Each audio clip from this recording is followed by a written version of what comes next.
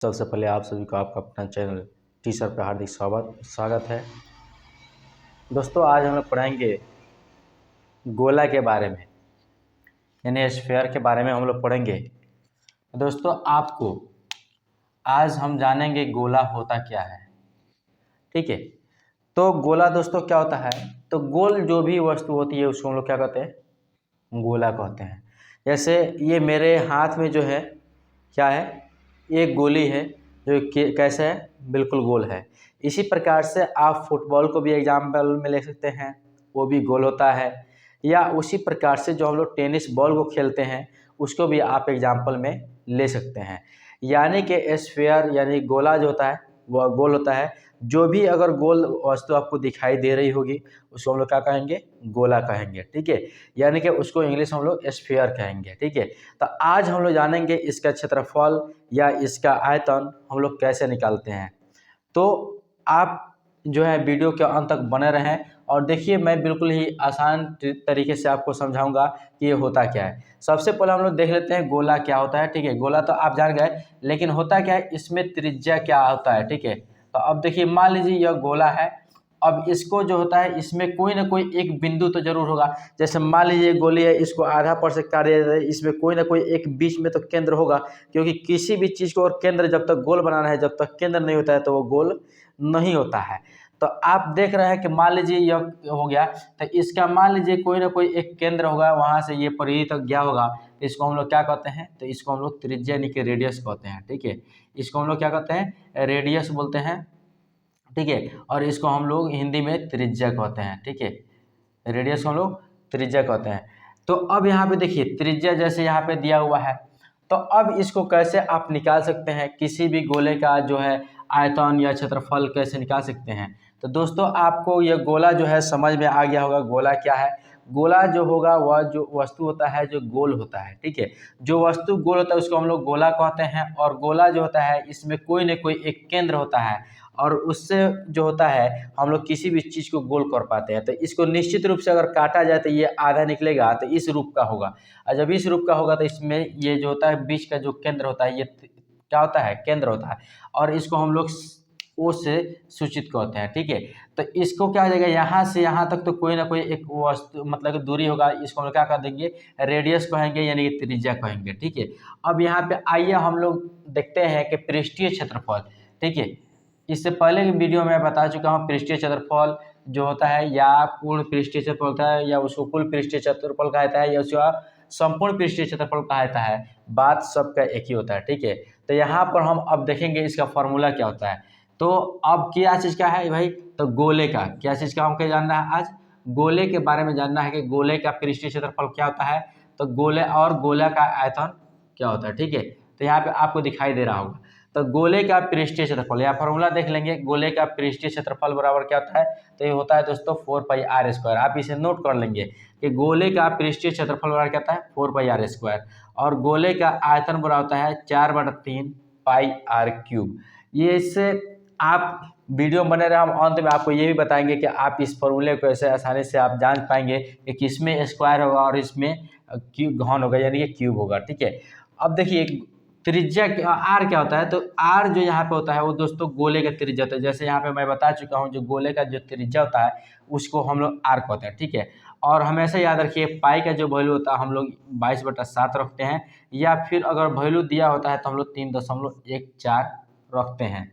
ठीक है, तो या तो पाई का वैल्यू आपको क्या रखना होगा, 22/7 रख सकते हैं, या फिर पाई का वैल्यू 3.14 भी रख सकते हैं। अगर आपको पाई का वैल्यू न दिया हो तो आप सबसे ज़्यादा आप 22/7 को लगाएंगे, क्योंकि इससे जो होता है सबसे ज़्यादा लगाया था और इसको आसानी से किसी भी संख्या को काटने में हमें सहायता मिलती है। ठीक है, तो आइए हम देखते हैं कि इसका क्षेत्रफल कैसे निकाल सकते हैं। ठीक है, तो अब हम लिख लेते हैं, लिख लेंगे, क्या लिख लेंगे, गोले का पृष्ठीय क्षेत्रफल। पहले क्वेश्चन क्या है दोस्तों, गोले का पृष्ठीय क्षेत्रफल। तो हम गोले का पहले पृष्ठीय क्षेत्रफल निकालेंगे, लिखेंगे गोले का पृष्ठीय क्षेत्रफल बराबर होता है, क्या होता है दोस्तों, तो 4πr²। देखिए आर स्क्वायर का मतलब होता है आर गुना आर भी लिख सकते हैं, क्या चीज़, इसको आर स्क्वायर का मतलब होता है कि आर गुना आर आप लिख सकते हैं। देखिए जितना पावर होता है ना उतना बार वही संख्या में लिखते हैं, चाहे जैसे मान लीजिए अगर आर क्यूब है तो इसको आर गुना आर भी लिख सकते हैं, और यही आर पर पावर 4 कर दिया जाए तो दोस्तों आर गुना आर गुना आर कर सकते हैं, ये इसको विस्तारित रूप कहा जाता है। ठीक है, तो यहाँ पे 4 पाई आर स्क्वायर कहा जाए या फिर आर गुना आर कहा जाए, दोनों बात क्या है, बराबर ही है। ठीक है, तो यहाँ पे देखिए हम लिख लेंगे 4 गुना 22/7, और यहाँ पे देखिए अब आपको क्वेश्चन के अनुसार जो दिया गया है त्रिज्या कितना दिया हुआ है दोस्तों, तो 14 दिया हुआ है। ठीक है, यहाँ पे 14 कितना दिया हुआ है, 14 सेंटीमीटर दिया गया है, तो हम लिख लेंगे 4 गुना 22/7 और 14 गुना 14, यानी कि आर स्क्वायर का मतलब क्या, कि आर गुना आर। ठीक है, अब देखिए यहाँ पे हम कैंसिल कर सकते हैं, 7 × 7 7 दूना 14। अब देखिए ये कटने वाला नहीं है, तो अब हम क्या कर लेंगे, जितना भी बाकी बचा हुआ है सबको हम गुना कर लेंगे, तो 4 दूना 8 और 4 दूना 8, 88 गुना 14 दूना 28। यहाँ पे देखिए आपको आ गया। अब इससे क्या है, 88 में आप क्या कर दें, 28 से गुना कर लें। ठीक है, आप कहीं पे मन कर तो रफ में कर लीजिएगा, या फिर आप इधर जो है रफ में हम करके दिखाए थे आपको, 88 में क्या कर लेंगे, 28 से गुना कर लेंगे। ठीक है, तो यहाँ पे क्या हो जाएगा दोस्तों, देखिएगा 8×8 = 64 का 4 हासिल 6, 8×8 = 64 और 6 कितना हो जाएगा, 70। ठीक है, और 2×8 = 16 और 2×8 = 16 117। देखिए 4 6 7 7 14 4 हासिल 1 1 1 2, यानी 2464 हो जाएगा। कितना हो जाएगा, 2464। ठीक है, 2464 आ गया। देखिए ये इतना लिख देने से आपका आंसर सही नहीं होगा। ठीक है, ये इतना 2464 लिखने से आपका आंसर सही नहीं हो सकता है, यानी कि हमने पहले ही बता दिया है वीडियो में कि कभी भी आप क्षेत्रफल निकालते हैं तो उसका जो होता है, जो मात्रक होता है उसका स्क्वायर देना पड़ता है, यानी कि सेंटीमीटर है तो हम सेंटीमीटर स्क्वायर देंगे, और किलोमीटर है तो किलोमीटर देंगे, अगर वहीं पे मीटर है तो मीटर स्क्वायर हम देंगे। यानी किसी भी चीज़ का क्षेत्रफल निकालेंगे तो उसका ये लिखना, उसके मात्रक पे स्क्वायर देना जरूरी, यानी कि वर्ग देना ज़रूरी होता है। आई होप कि आपको गोले का पृष्ठीय क्षेत्रफल निकालना आ गया होगा। दोस्तों देखिए ये क्वेश्चन जो है आपको यहाँ पे कोई भी संख्या लिया जा सकता है, यानी कि सिर्फ 14 ही नहीं रह सकता, आपको 7 भी दिया जा सकता है, या 15 भी दिया जा सकता है, या 20 भी दिया जा सकता है, या 50 भी दिया जा सकता है, या 100 भी दिया जा सकता है। यानी त्रिज्या का जो वैल्यू होगा वो हमेशा बदलता रहेगा। ठीक है, तो त्रिज्या का जब वैल्यू बदलेगा तो हम त्रिज्या का जो वैल्यू होगा यहाँ पे हम एक्सचेंज कर लेंगे। अगर मान लीजिए यहाँ पे फॉर एग्जांपल यही क्वेश्चन अगर त्रिज्या अगर 7 कर दिया, मान लीजिए यहाँ पे अब 14 सेंटीमीटर था। ठीक है, अब मान लीजिए मैं एक चित्र ले लिया यहाँ पे, इसका जो है केंद्र से यहाँ 7 सेंटीमीटर। ठीक है, तो इसका क्षेत्रफल निकाल, यानी कि गोले का पृष्ठीय क्षेत्रफल हम लोग ने निकालना सीख लिया। अब हम लोग देखेंगे आयतन कैसे निकालते हैं। ठीक है, आयतन जो होता है देखिए दोस्तों, इसमें भी त्रिज्या होता है। ठीक है, तो गोला कोई भी हो उसमें त्रिज्या तो होना ही है, तो गोले का त्रिज्या आयतन निकालने के लिए हमारा फॉर्मूला क्या आता है दोस्तों, देखिए यहाँ पे 4/3 पाई r³ होता है, यानी कि 4/3 पाई r³ होता है। तो हम देखिए कैसे निकाल सकते हैं। ठीक है, अब यहाँ पे आपको त्रिज्या कितना दिया हुआ है, 14 दिया हुआ है। ठीक है, तो अब 14 हम रखेंगे यहाँ पे, चूंकि क्वेश्चन में 14 दिया हुआ है तो हम लिख लेंगे 4/3।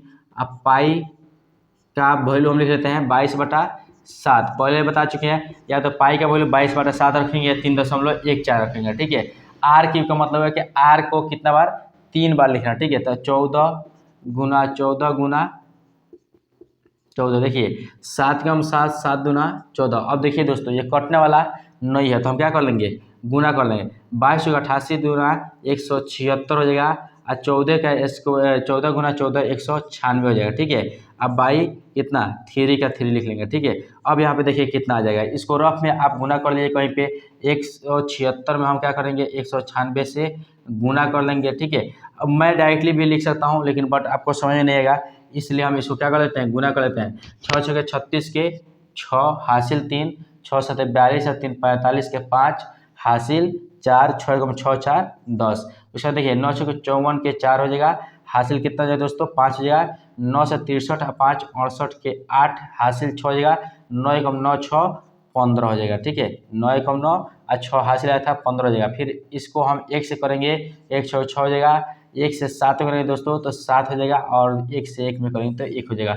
इसको जोड़ लीजिए 6 हो जाएगा, 5 और 9 8 6 14 4 हासिल 1, 7 5 12 और 1 13। ठीक है, 1 हासिल आया 14। ठीक है, अब यहाँ पे देखिए 14 हो गया, और 2 एक 2 और एक हासिल है कैरी, यानी कि 3 हो गया। ठीक है, यहाँ पे कितना क्या आ गया 34,496/3 हो जाएगा। ठीक है, अब यहाँ पे आप देख सकते हैं, इसको कैंसिल कर देंगे, ये इतना तो आंसर होगा नहीं। ठीक है, इसलिए हम लोग क्या कर लेंगे, इसको काट देंगे। ठीक है, तो 3 एकम 3 हो जाएगा, फिर 4 में करेंगे तो 3 एकम 3 हो जाएगा दोस्तों। अब देखिए इसमें से एक बचा, ये 14 हो गया, तो 3 चौका 12 हो गया। उसके बाद में देखिए यह कितना बच गया है, तो दोस्तों देखिएगा ये इसमें से भी अब एक 2 बच गया, 3 चौका 12, 2 बचा, तो ये कितना हो जाएगा 29 हो जाएगा, 3 नवा 27 हो जाएगा। अब देखिए 3 नवा 27, 2 इसमें से बच गया, ये कितना हो जाएगा, तो देखिए यहाँ पे ये 26 हो जाएगा, 3 आठे 24, फिर 2 बचेगा, 3 छक्का 18, फिर 3 छक्का 18, 3 छक्का 18, यानी कि ये चला जाएगा। ठीक है, लगभग इतना आपका आयतन हो जाएगा। ये देखिए इतना लिखना ये सही नहीं हो सकता है। ठीक है, आप इसको चाहते हैं तो इसको 6-7 भी लिख सकते हैं, या इतना पर भी छोड़ सकते हैं, क्योंकि दशमलव के बाद में आप 2 से 3 डिजिट तक ही निकालना काफ़ी होता है। और आयतन का क्या लिखना होता है दोस्तों, तो देखिए हमेशा इसको जो होता है, जो मात्रक होता है उसका पावर जो होता है क्यूब होता है। तो दोस्तों आपको अगर यह समझ नहीं आ रहा कि फार्मूला में कैसे हम समझ पाएंगे कि स्क्वायर होगा या फिर क्यूब होगा, तो आप हमेशा याद रखिएगा किसी भी चीज़ का क्षेत्रफल आपको निकालना होगा तो वो जो होता है स्क्वायर में होता है, और आयतन जो निकालना होता है किसी भी चीज़ का आयतन, तो उसका जो मात्रक होता है उस पर हम लोग क्या देते हैं, क्यूब देते हैं। ठीक है, यानी कि घन देते हैं। तो आई होप के दोस्तों आप लोगों का क्षेत्रफल निकालना और आयतन निकालना, यानी गोले का आयतन और पृष्ठीय क्षेत्रफल निकालना आपको